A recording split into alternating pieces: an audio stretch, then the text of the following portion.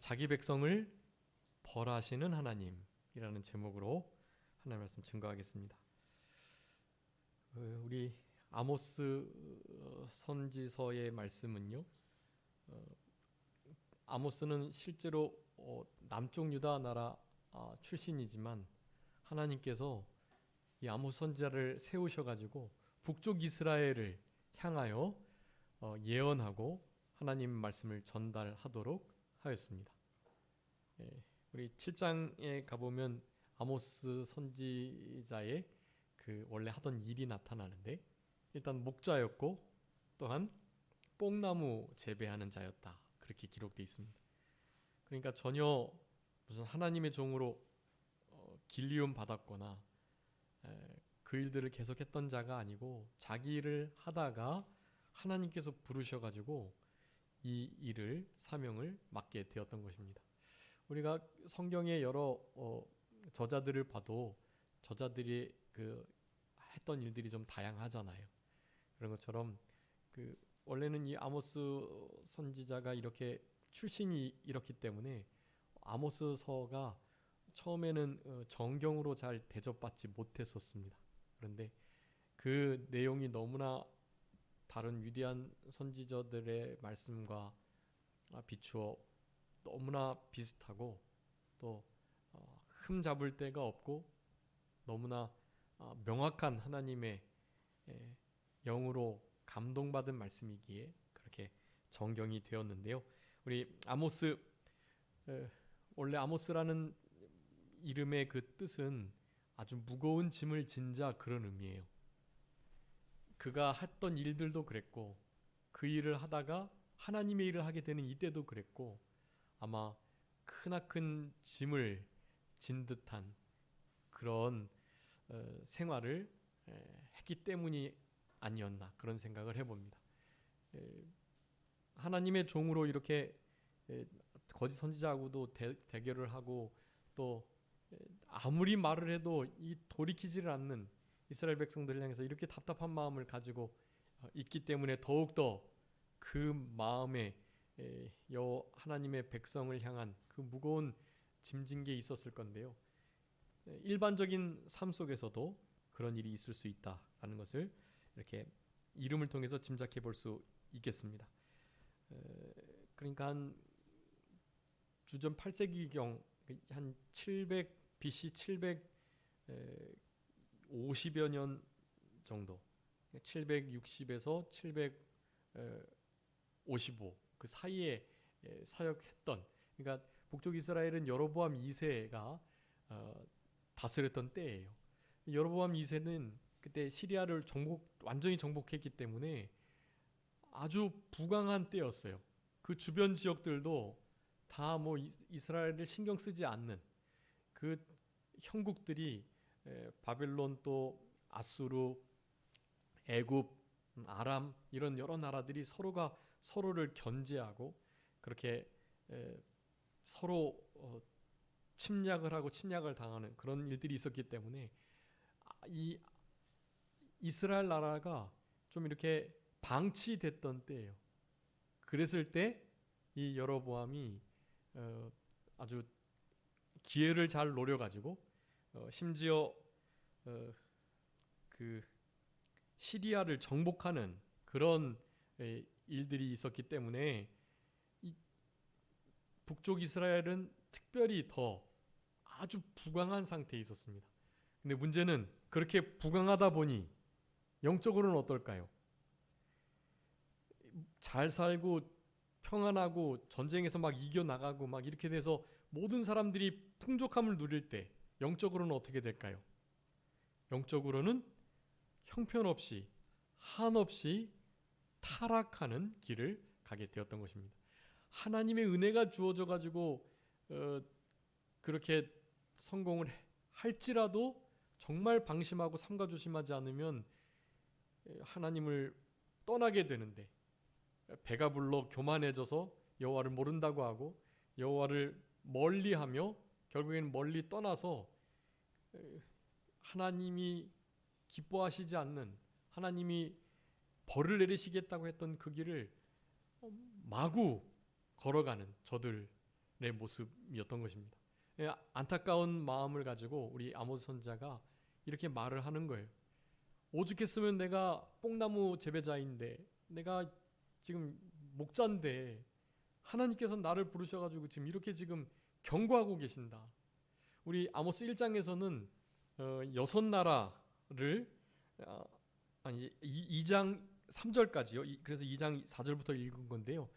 1장 1절부터 2장 3절까지 총 6나라에 대해서, 이방 나라, 그러니까 여기 3절에 다메섹은 아람 나라의 수도입니다. 그래서 아람 나라와 6절에 가사는 블레셋 나라의 가장 핵심적인 도시가 가사였어요. 그래서 가사 블레셋이고, 그 다음에 9절에 두로, 11절에 에돔, 13절에 암몬, 그리고 2장 1절에 모압, 이렇게 6나라를 향해서 너희들 이러이런 죄를 범했기 때문에 내가 너희들을 용서할 수 없다, 징계를 내리겠다 하시는 거예요.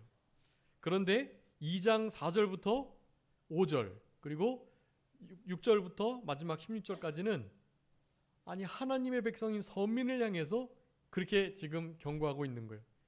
유다 나라, 너희들도 잘못했다. 내가 가만두지 않겠다. 그냥 지나가지 않겠다.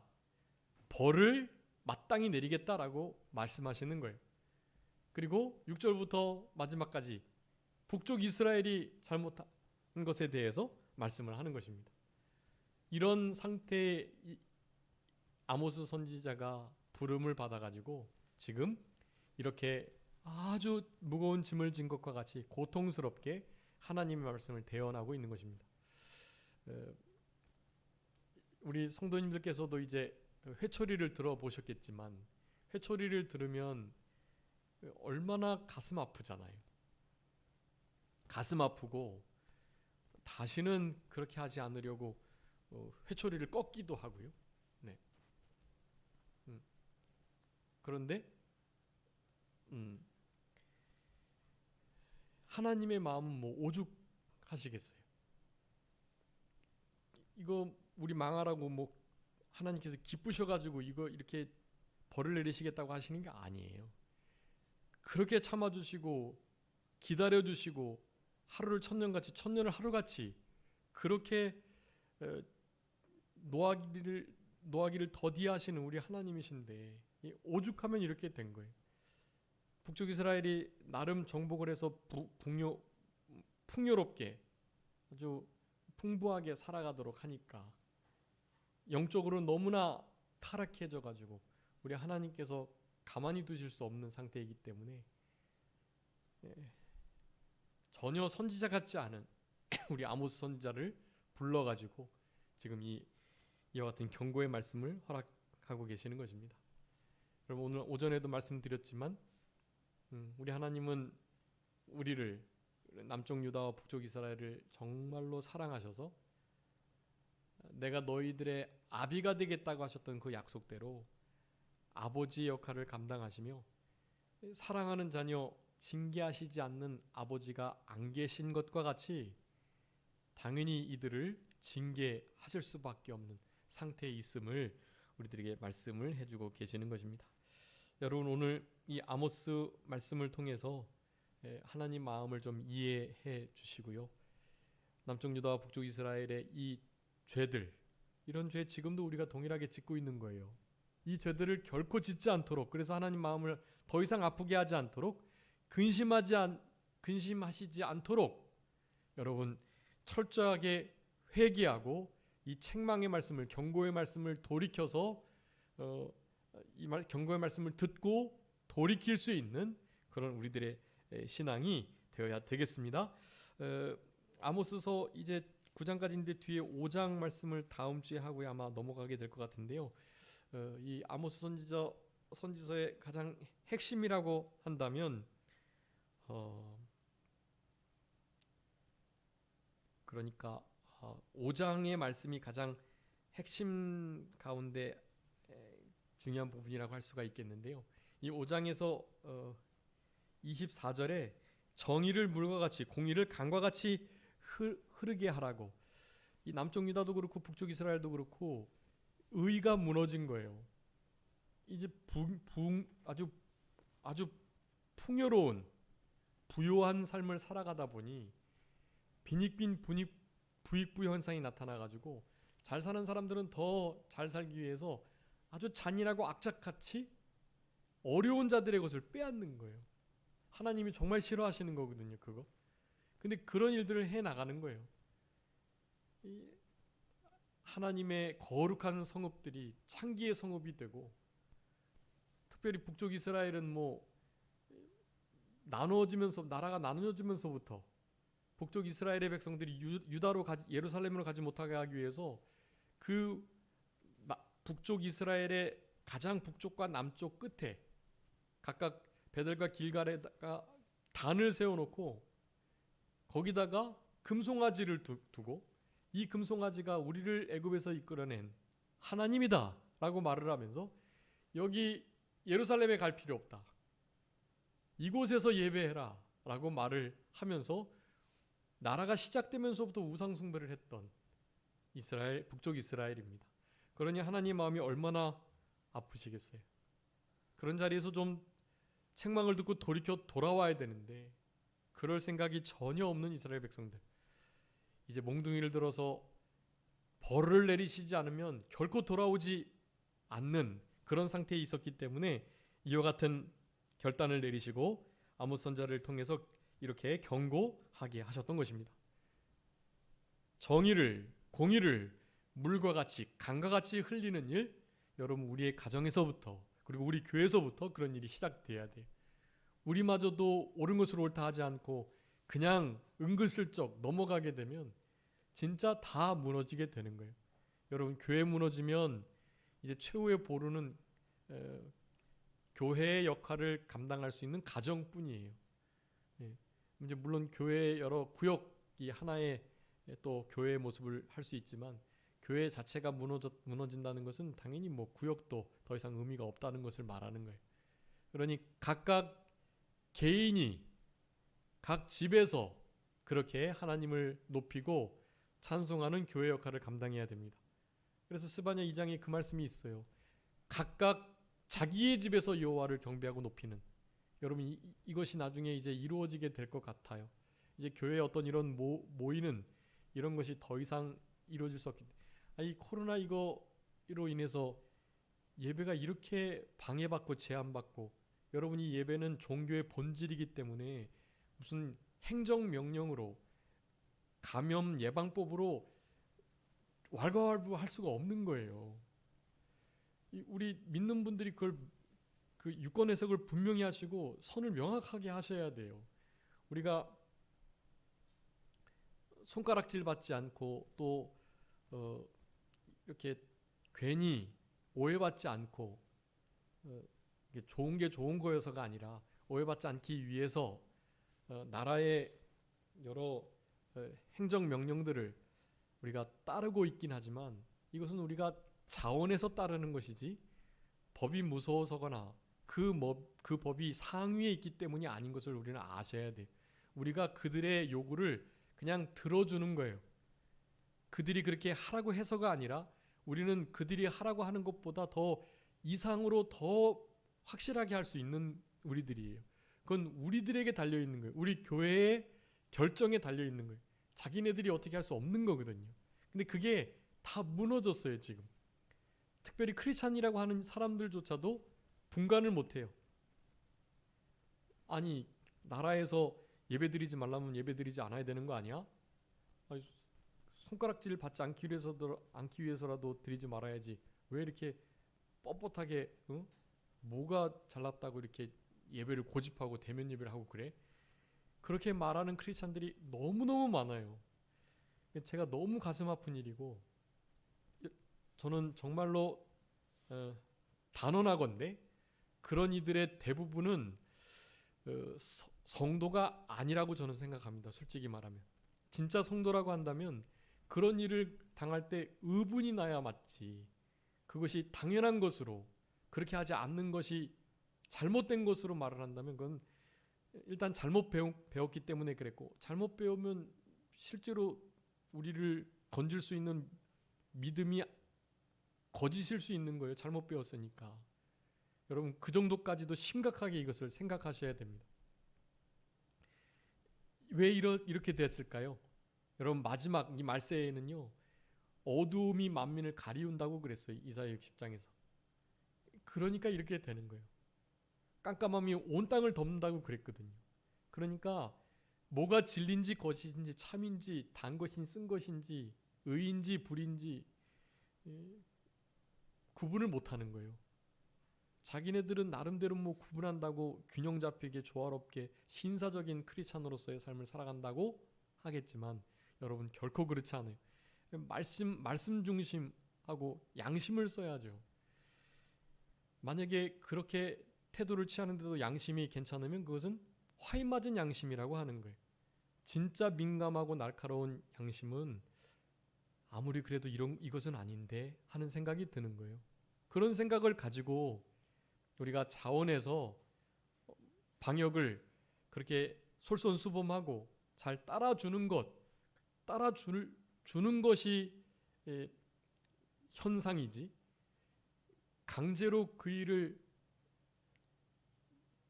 지배당하면 여러분 그것은 사실은 우리의 양심을 놓은 것이다 라고 할 수밖에 없습니다. 여러분 그런 상태에서는 결코 정의를 공의를 그렇게 흘려낼 수가 없어요. 그냥 세상의 법을 따라서 살아가게 됩니다. 여러분 이 세상 법이 마치 하나님의 법보다 위에 있고 또 하나님의 법을 다 포괄하는 것처럼 말하면서 그것이 위로부터 온 권력이기에 하나님이 위로부터 온 것에 다 순종하라 그랬으니까 순종하는 것이 마땅하다라고 말을 하는 거, 여러분 이런 것은 정말로 속임. 그런 속임에 넘어가시면 안 됩니다. 분명히 하셔야 돼요. 그래야 옳은 것은 옳다 아닌 것은 아니다 할 수 있고 정의와 공의가 실제로 강같이 흘러나가게 되는 역사가 나타나는 것입니다. 지금 북쪽 이스라엘 남쪽 유다 나라 다 그게 무너져 있는 상태예요. 지금 우리 한국교회 아닌 전 세계 교회와 같은 모습이라고 하시면 돼요. 딱 그렇습니다. 우리 아침에 박준환님께서 기도해 주셨지만 좀 깨어있는 선교사님들은 그걸 보는 거예요. 그리고 진짜 제대로 된 교회는 핍박받고 교회가 있을 수 없는 것처럼 여겨지는 진짜 땅끝, 그리고 교회가 실제로 세워질 수 없는 바로 그곳에 진짜 교회가 세워져 있어요. 그런 교회들이 지금 도리어 이런 보이는 세계 교회를 위해서 기도해요. 하나님께서 저들이 저렇게 세속에 물들어가지 않도록 해달라고 도와주시도록, 하나님 저들의 눈을 떠주시도록, 얼마나 잘못된 길을 가고 있는지를 알게 해주시도록 그들이 기도하니까 그나마 우리가 이렇게 견뎌나가는 거예요. 우리가 그들을 위해서 기도하는 거 아니고 지금 지하교회에서 목숨을 걸고 예배하는 자들의 그 기도를 하나님이 들으시고 우리의 보이는 교회를 그나마 불쌍히 여김 받도록 해 주시는 것이다라고 하겠습니다. 여러분 그것을 우리는 감사해야 하고 우리는 빚을 진 거예요.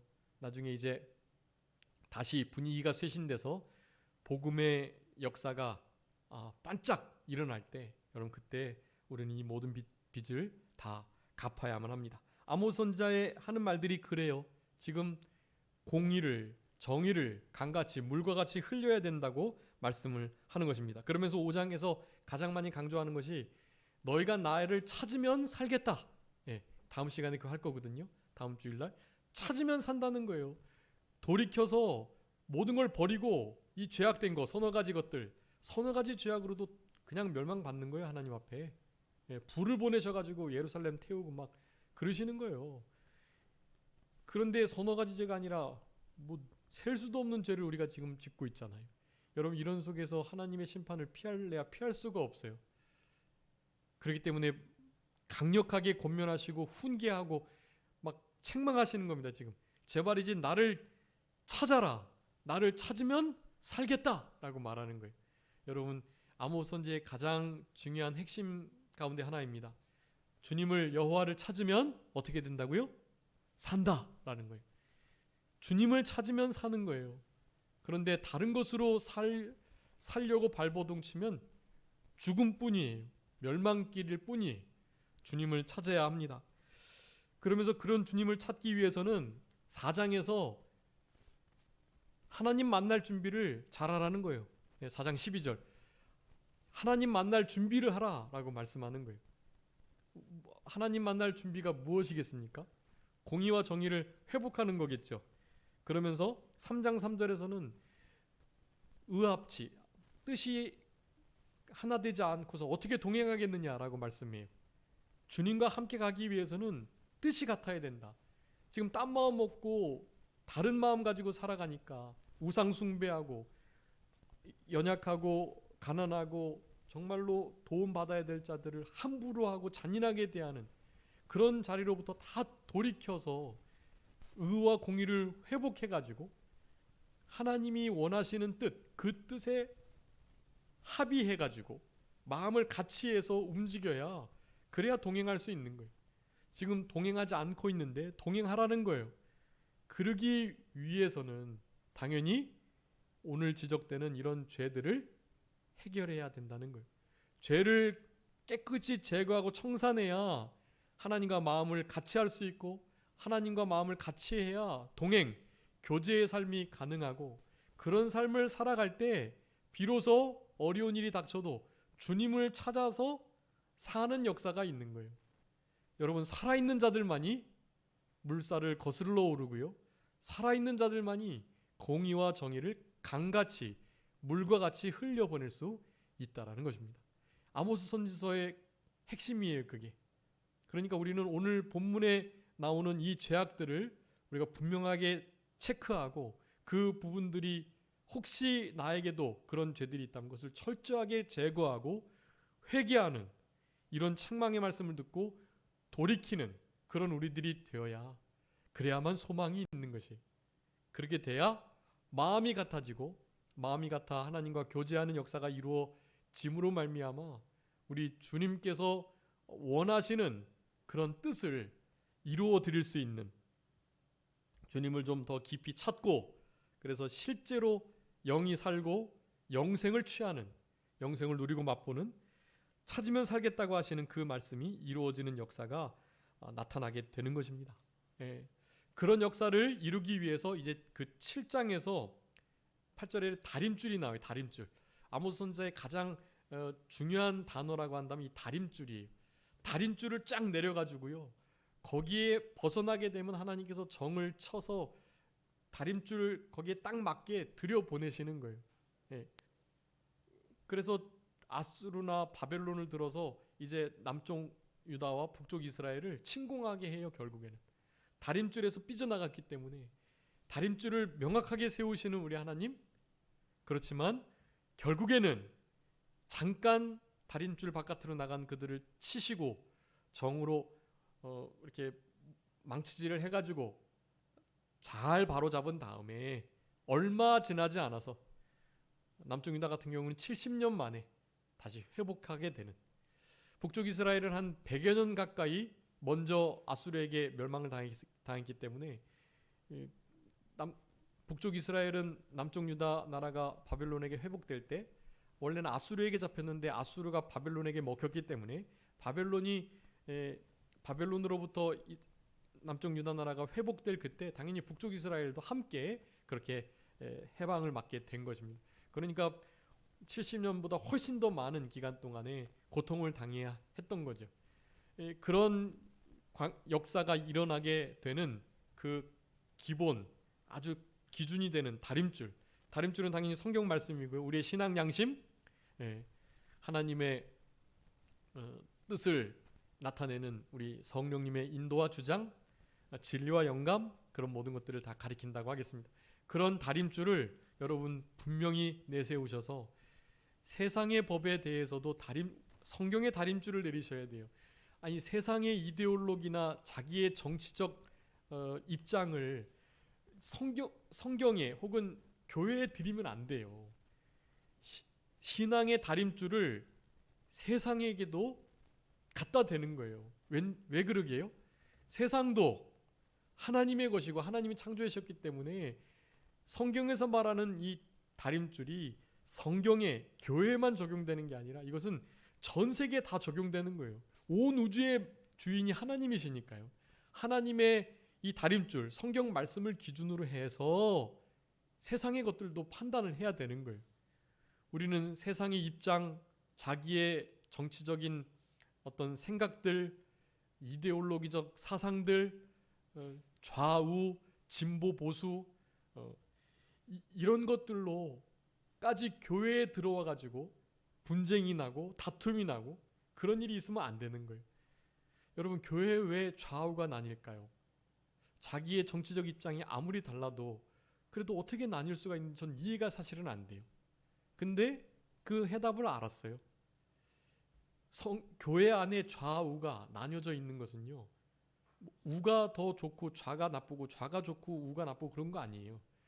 좌우가 나뉘어서 분쟁이 생긴다라는 것은요, 다른 거 아니고요, 그 교회에는 예수님의 마음으로 성도들이 하나가 안 됐다라는 뜻이에요. 여러분, 예수님 마음을 품으면 이 좌우의 문제가 없는 거예요. 혹시 이견이 생겨도 다른 것은 다름을 인정하고, 한쪽이 다른 거 아니라 너 틀렸다라고 말해도 그래, 너의 생각에는 틀렸긴 했지만 나도 만약에 틀렸으면 하나님이 또 바로잡아 주시겠지 하면서 싸움이 안 되는 거예요. 예수님의 마음을 품고 서로 겸손하게 온유하게 서로의 죄와 허물을 가려주고 덮어주고 받아주고 관용하고 용납해 주는데 무슨 싸움이 있겠어요. 그 싸움이 있다라는 것 자체는요, 바로 그 순간 하나님의 마음, 예수님의 심령이 아니었다라는 것을 그냥 드러낼 뿐이에요. 여러분, 이 아모스 말씀을 통해서 우리는 우리 삶 속에 이런 죄가 있는지를 분명히 하고, 이 죄가, 여러분, 이런 죄들의 요소들이요, 우리 세상의 어떤 가치관, 정치관, 세계관들이 이런 죄의 영향을 받아요. 죄의 영향을 받아서 극단적으로 가는 거예요. 그렇게 되면 결코 교회에서 하나 될 수가 없습니다. 그러니 오늘 아모스의 주제도 그렇고 또 오늘 본문의 말씀도 그렇고 이 본문에 나오는 이런 죄악들을 철저히 끊어내는 일에 여러분, 우리의 모든 관심을 기울여야 되겠습니다. 만약에 그렇게 되면 그 죄가 제거되고 난 다음에는 하나님의 말씀이 중심을 잡고 다림줄이 되어가지고 진짜 내 생각과 판단이, 내가 배운 것이 여태까지 그랬지만 그것보다도 이 다림줄이 훨씬 더 우선이기 때문에 포괄적이어서 이 모든 것들을 다 아우를 수 있어요. 여러분, 그런 역사가 있어야 되겠습니다. 이것은 우리 교회뿐만이 아니고 지금 많은 진통을 겪고 있는 교회들의 문제라고 할 수가 있겠습니다. 그런 것들을 통해서 하나님을 가까이 하는 계기가 돼야지 서로 다투고 싸우고 분쟁해서 교회가 나뉘고 서로 상처받고, 이것은 정말 있을 수 없는 일이고 있어서는 안 되는 일이에요. 어떤 일이 있어도 심령 천국 빼앗기지 않고 모든 사람으로 더불어 화평을 좇으라는 하나님의 그 준엄하신 명령을 지켜나갈 수 있도록 여러분의 마음을 잘 다스려야 됩니다. 그거 잘 다스리시면 돼요. 그러면 이념이 달라도 좌우가 달라도 하나 될 수 있어요. 정말. 그런데 하나 되는 역사, 예수님의 마음을 품지 않았기 때문에 실제로 그런 크나큰 극단적 정쟁이 이루어지게 된다라는 것을 기억하시고, 자, 오늘 본문에 이스라엘의 남쪽 유다의 죄, 이스라엘의 죄를 살펴보도록 하겠습니다. 유다의 죄는 서너 가지라고 말했는데 일단 두 가지예요. 4절에 보면 여호와의 율법을 어떻게 했다고요? 멸시했다. 예. 오늘 잠언에서도 계속 하나님의 훈계와 책망과 율법의 말씀, 진리의 지식의 말씀을 어떻게 했다고요? 업신여기고 멸시했다고 나오잖아요. 꼭 같은 상태예요, 지금 다.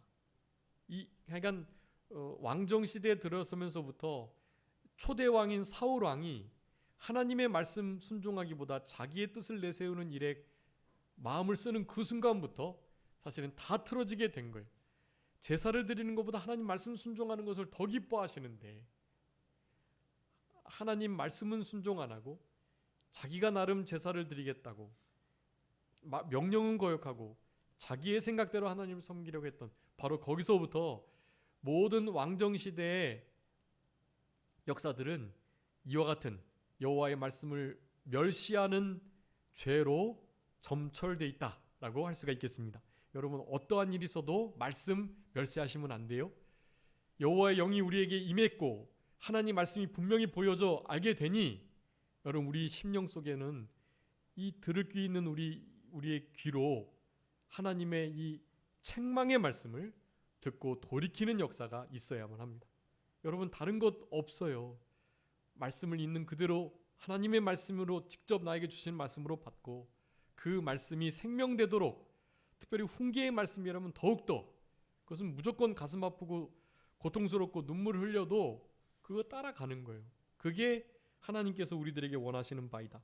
여러분, 어떤 일이 있어도 하나님의 율법을 멸시하는 일이 없도록 우리의 마음을 잘 지키셔야 되겠습니다. 여러분, 율법을 어떻게 지켜야 되겠습니까?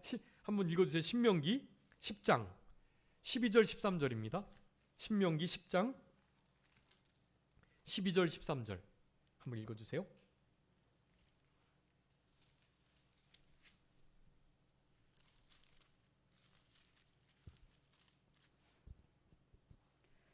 이스라엘아, 내 하나님 여호와께서 내게 요구하시는 것이 무엇이냐? 곧 내 하나님 여호와를 경외하여 그의 모든 도를 행하고 그를 사랑하며 마음을 다하고 뜻을 다하여 내 하나님 여호와를 섬기고 내가 오늘 내 행복을 위하여 내게 명하는 여호와의 명령과 규례를 지킬 것이 아니냐. 아멘. 여러분, 하나님께서 우리에게 규례와 율례와 법도 왜 주셨을까요? 왜 주셨다고 신명기 10장 13절에서 말씀합니까? 무엇을 위해서 주셨다고요? 네, 너의 행복을 위해서. 여러분, 율법의 말씀 우리 행복을 위해서 주신 거예요. 그러니까 지켜야 돼요. 그거 멸시하면 안 돼요. 멸시하고 무시하면 내 행복을 멸시하고 무시하는 것과 같아요. 그 율법은 하나님을 그렇게 사랑하라고 요구하고 있고 하나님을 경외하라고, 두려워하라고 말씀하고 있어요. 우리에게 요구하시는 건 그거예요. 여호와를 경외하는 일. 여호와를 경외하는 것은 악을 미워하고 악을 멀리하고 악을 떠나는 거. 오늘 오전에 말씀드렸는데 이 일이 우리 인생의 목적이나 다름없어요. 하나님을 경외하는 것. 신명기 말씀에 보면 여호와 경외하기를 일평생 배우도록 가르치도록 돼 있거든요. 여호와 경외하는 것만 우리 자녀들에게 알려주시면 여호와 하나님을 최고로 두려워하고 그분을 가장 존경하고 가장 사랑한다면 내 마음과 뜻과 목숨과 힘과 지혜와 명철과 모든 정성을 다 바쳐서 하나님을, 주님을 사랑하기만 하면, 사랑하고 그분을 가장 두려워할, 우리의 목숨 죽이는 것은 누구나 할 수 있지만 우리의 목숨을 죽이고 살리고 나아가서 우리의 영혼까지도 지옥에 던져넣는 그분을 우리가 두려워해야지 다른 그 무엇을 두려워하면 안 돼요. 하나님을 최고로 두려워하고 하나님을 제일로 사랑하는 바로 그 경외의 신앙을 갖는 것을 우리에게 요구하세요. 경외의 신앙을 갖고 주님을 사랑하면서 우리의 행복을 위하여 주신 그 율법의 말씀을 지켜야 될 거 아니냐 말씀하고 있는 거예요. 왜 안 지키겠어요? 그것이 마치 족쇄와 같고 율법주의 같고 나 자신의 인격을 뭐 인정 안 하는 것 같고 나도 자유의지가 있는데 나름대로 좀 해보고 싶은데 무슨 꼭 율법에 매여가지고는 그냥 그렇게 마음대로 살아가지도 못하는 것처럼 느껴지고, 무엇보다도 이 율법이 하나님을 위한 율법이지 하나님 편하시자고 우리한테 이리라 저리라 하시는 것으로 여기니까 그래요. 근데 성경은 분명히 말하잖아요. 신명기 10장 13절에 분명히 말씀합니다. 무엇을 위해서 주신 율법이라고요? 너의 행복을 위하여 주신 율법이라고 분명히 말씀해요. 여러분, 이 말씀을 지켜낼 때, 멸시하지 않고 이 말씀을 생명과 같이 여길 때 우리에게 진짜 행복이 주어집니다. 우리가 행복이 없다라고 느껴지는 건요, 이거 점검해 보셔야 돼요. 내가 무엇으로 행복을 삼고 있었나? 행복을 위해서 주신 이 율법 지키는 일을 나의 행복으로 삼지 않고 다른 것을 행복으로 삼지 않았나 생각해 보셔야 돼요. 남쪽 유다 나라의 큰 죄 중에 하나가 바로 이거였습니다. 율법을 멸시하는 거예요. 그들이 율법을 받고 율법을 가르치고 그 율법을 귀히 여긴다고 자랑하면서 자신들은 율법을 멸시하는 거예요. 그러니 하나님께서 그냥 내버려 두실 수 없죠. 그 근본이 틀어졌기 때문에 분명한 정의로운 공의의 다림줄을 내리셔가지고 조금이라도 비켜나가면 바로 잡으시려고 하시는 일을 시작하시는 거예요. 여러분, 그런 일이 지금 시작됐고 이제 그런 일들을 다 당하고 있는 중에 있습니다. 우리 하나님께서 내리시는 징계 가운데요. 여러분 어떤 징계가 제일 두려우세요? 어떤 징계가 제일 두려운 징계일까요? 여러분 로마서 1장에 있어요. 하나님의 가장 큰 징계는 내버려 두시는 징계예요. 그냥 내버려 두시는 거예요. 어떻게 되든 관계없이 그냥 그럼 너 마음껏 한번 살아봐라. 내버려 두시는 거예요. 책망하지 않고 가시울타리로 쳐서 막지 않으시고 그냥 내버려 두시는 거예요. 여러분 그게 진짜 무서운 형벌입니다. 악한 자들은 그런 형벌 가운데 지금 있는 거예요. 우리는요. 우리는 분초마다 시간마다 하나님께서 우리를 시험하시고 우리를 연단하시고 우리를 누르시고 그렇게 단련하시는 거예요. 간섭하시는 거예요. 여러분 우리는 지금 그런 복된 은혜 가운데 있는 것입니다.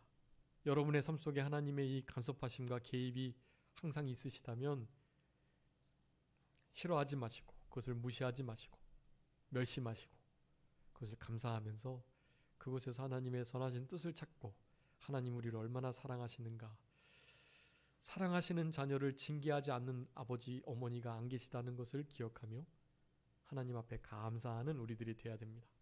여러분 우리의 율법, 행복을 위하여 주신 그 율법을 멸시하지 않고 잘 지켜내는 우리들이 되어야 되겠습니다.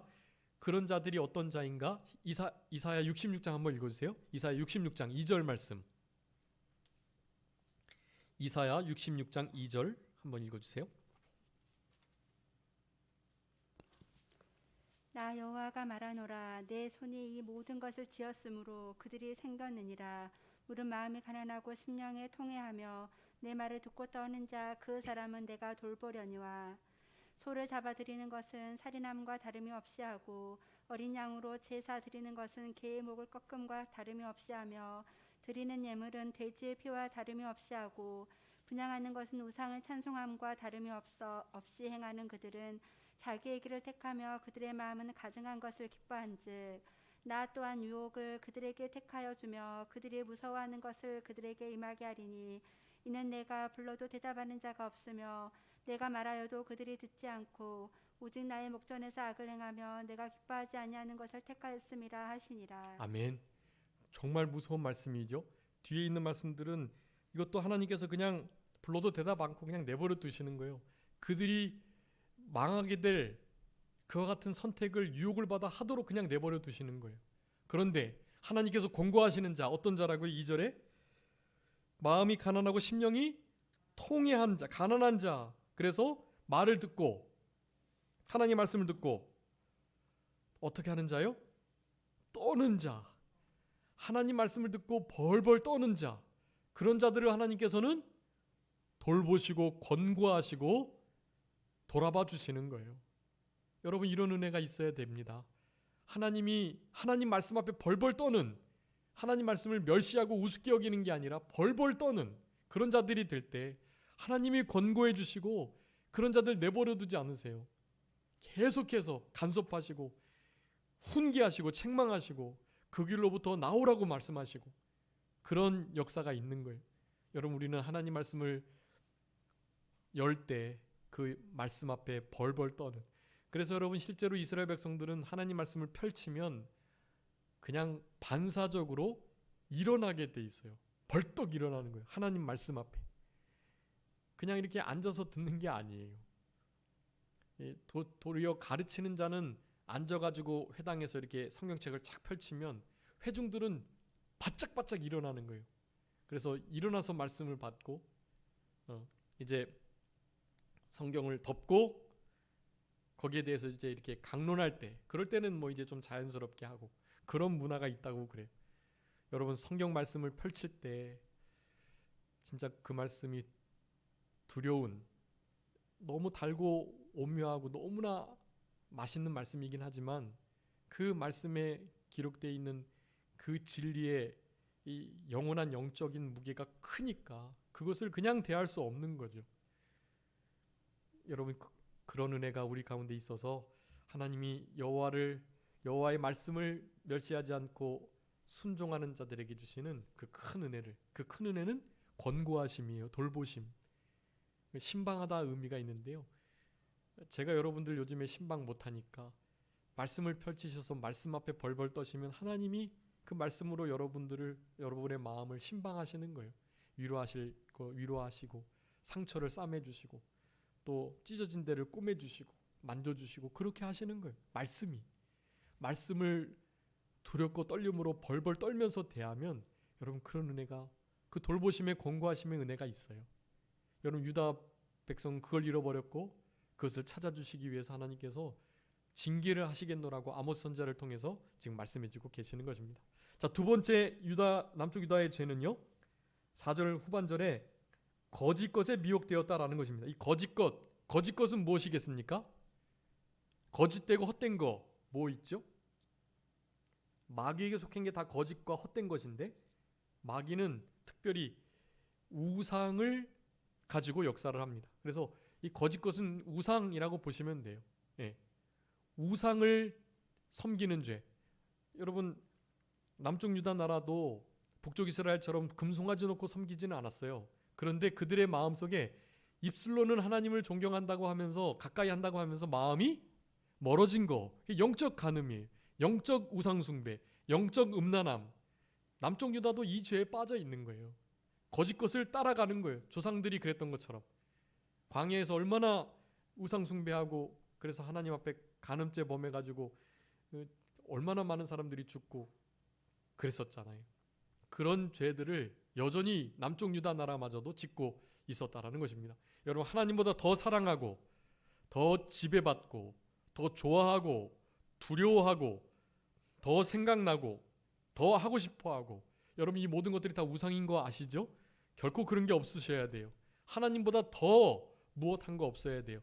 하나님의 자리에 있어야 될 것을, 하나님이 계셔야 될 그 자리에 하나님 대신에 그 무엇으로 채우시면 안 돼요. 하나님 반드시 그걸 치시고 하나님께서 그 자리에 계실 수밖에 없어요. 하나님은 하나님의 영광을 다른 자에게 주시지 않는다 그랬거든요. 우상에게. 그렇기 때문에 우상의 자리에 있는, 그러니까 하나님의 자리에 있는 그 우상들은 반드시 망하게 돼 있다. 그러니까 그 무엇도 그 자리에 올려놓으시면 안 돼요.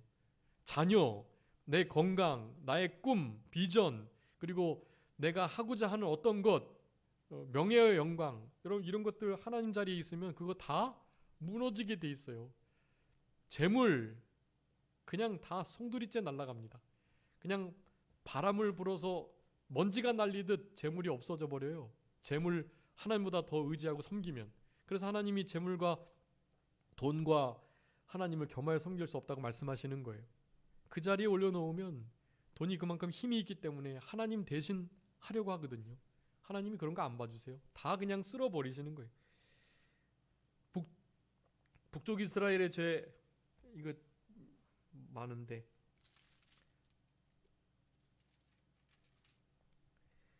북쪽 이스라엘의 죄 일단은 그냥 나열만 하겠습니다. 첫 번째는 은을 받고 의인을 팔았다.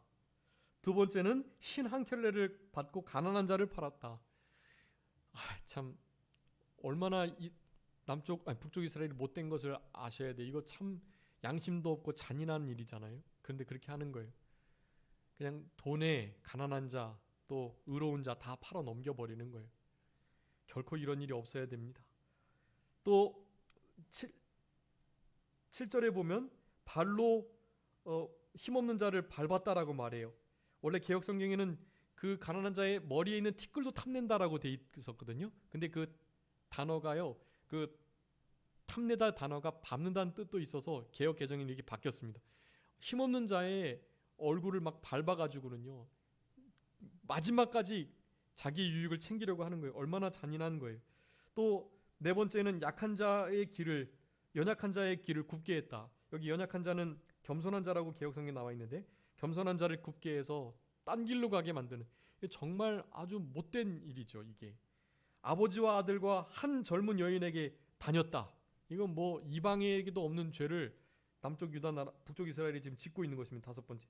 여섯 번째는 8절에 제단 옆에서 전당 잡은 옷을 잡고 위에 누웠다. 이 원래 전당 잡은 겉옷은요, 이것은 해가 지기 전에 원래 돌려주도록 출애굽기 22장이나 신명기 24장에 말씀하거든요. 돌려줘야 될 것을 자기의 것으로 취하는 거예요. 얼마나 못된 마음을 가지고 있는 거죠. 벌금으로 얻은 포도주를 마셨다. 포도주 마셔도 안 되는 일을 벌금으로 된 것을 자기가 막 마음대로 마시는 거예요. 그래서 아모리 사람들을 그 앞에서 멸해서 이 아모리 사람들 이제 가나안 땅 족속들 중에 하나인데 가나안 땅 다 얻게 하셔가지고 이렇게 왕정을 통해서 통치하셨는데도 불구하고 이런 일이 있다라는 거 말하는 거예요. 10절에 40년 동안 광야를 인도하셔가지고 그 은혜와 능력으로 이 땅에 허락해 주셨는데 약속의 땅을 주셨는데라는 말씀입니다. 그러면서 11절에는 선지자 나시린과 선지자 같은 이건 선민의 특권이 이런 일이 있었던 거 이런 특권을 다 놓치고 하나님의 전적인 은혜를 완전히 배은망덕한 그런 상태에 있었다라는 것입니다. 그러면서 12절에 여덟 번째로 나시린이라는 뜻이에요. 나시린은 포도주 독주 마시면 안 되거든요. 마시게 막 하는 거예요. 속이고 유혹하고 제대로 된 하나님 앞에 서운을 갚지 못하도록 하는 것입니다. 예언하지 말라고 한다. 디모데후서 4장 4절에 보면 이제 말세지 말에 바른 교훈을 받지 않는 시대가 오는데요. 교훈 받지 않는 거 예언하지 마, 너 말하지 마. 교회에서 동성애 얘기하지 마. 다른 뭐 얘기하지 마. 하나님의 말씀을 들으려 하지 않아요. 그런 죄를 북쪽 이스라엘 나라가 범했습니다. 그래서 이제 13절부터 누르겠다라고 말씀하죠. 흙수레가 누름과 같이 하나님께서 누르시고 여기 강한 용사도 힘이 없고 빠져나갈 수 없고 구원해낼 수 없고 활을 가진 자도 발이 빠른 자도 자기 목숨 구원할 수 없다. 그나마 진짜 굳센 아주 최고의 용사만이 벌거벗고 도망하는 일이 있을 뿐이다. 이 아수르 나라가 이제 결국 북쪽 이스라엘을 침공하게 돼서 멸망받게 될 것을 말씀하고 계시는 거예요. 하나님께서는 이런 죄를 가만두시지 않으시고 반드시 멸하십니다. 남쪽 유다의 죄 두 가지, 여호와의 말씀을 멸시했다는 것과 또 하나 뭐죠?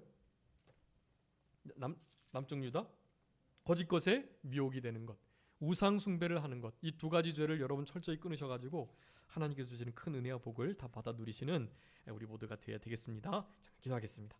살아계신 우리 아버지 하나님 감사합니다. 무거운 짐진 자로서의 역할을 감당하며 우리 아모스 선지자가 하나님 만날 준비를 하고 마음이 합쳐져야 하나님과 동행하며 교제의 삶이 이어져야 될 것을 말씀하면서 그러려면 죄를 끊어야 될 것을 우리에게 분명히 요구하시는, 그러면서 공의를 정의를 강과 같이 물과 같이 흘려 보내야 될 것을 말씀하면서 우리 앞에 다림줄을 분명히 내린다는 것을 우리들에게도 교훈해 주시는 아버지 하나님의 은혜를 진심으로 감사합니다.